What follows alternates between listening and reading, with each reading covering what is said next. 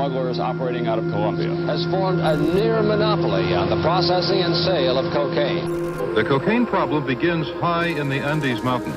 Illicit drugs and its trade are the single largest source of organized crime groups' funding around the world.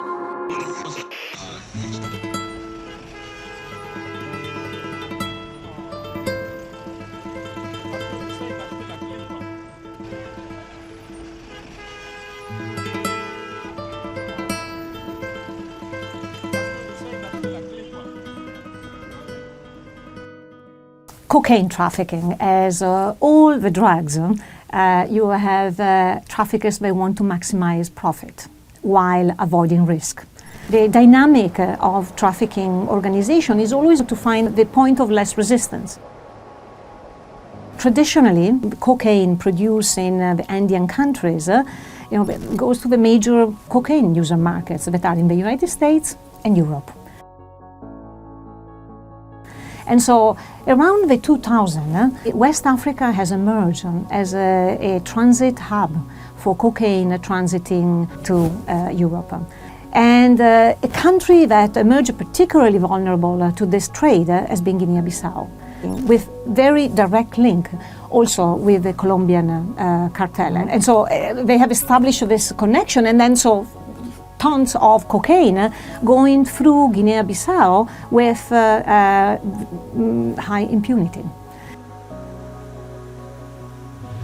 And we started seeing European countries reporting that they were receiving their cocaine through West Africa. You have to think that, for example, a kilo of cocaine in Colombia is about 1,500 US dollars. If you sell it in the United States, the same kilo could be around 150,000. In Europe, the same kilo may be around 100,000. So you see the great profit that traffickers can make with cocaine. And the majority of the cocaine that is produced goes to this major market. Suddenly last year we have seen two big seizures, one of almost 800 kilos and one of 1.8 tons of cocaine happening in Guinea-Bissau. And the biggest seizure that was mentioned, the 1.8 tons, according to the government officials, they said that the destination was to terrorist groups in the Sahel.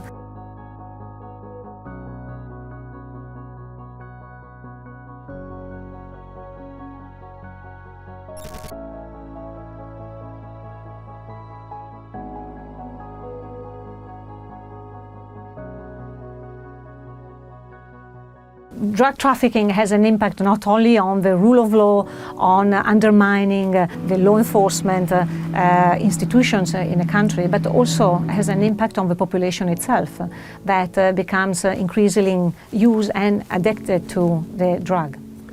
What we need to solve the organized crime problem is working with the communities to understand what are the vulnerabilities of communities in terms of development, education, rule of law that can protect community.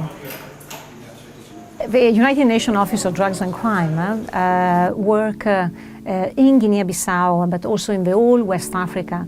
First of all, to support countries to engage and to upgrade their skills in terms of law enforcement, in terms of judicial sectors, and so to provide training, but also to work with institutions to improve the legislation that is around not only drug trafficking, but also organized crime in general.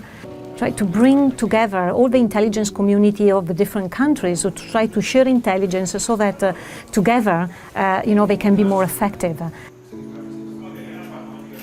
The symptoms of the drug trafficking and how much drug trafficking impact the nations in West Africa is also an issue of giving alternatives to people to establish licit and clean business instead of going to illicit business. It is an issue of providing the right rule of law, so to build institutions and the presence of the state that then can help actors in countries to go away from drug trafficking.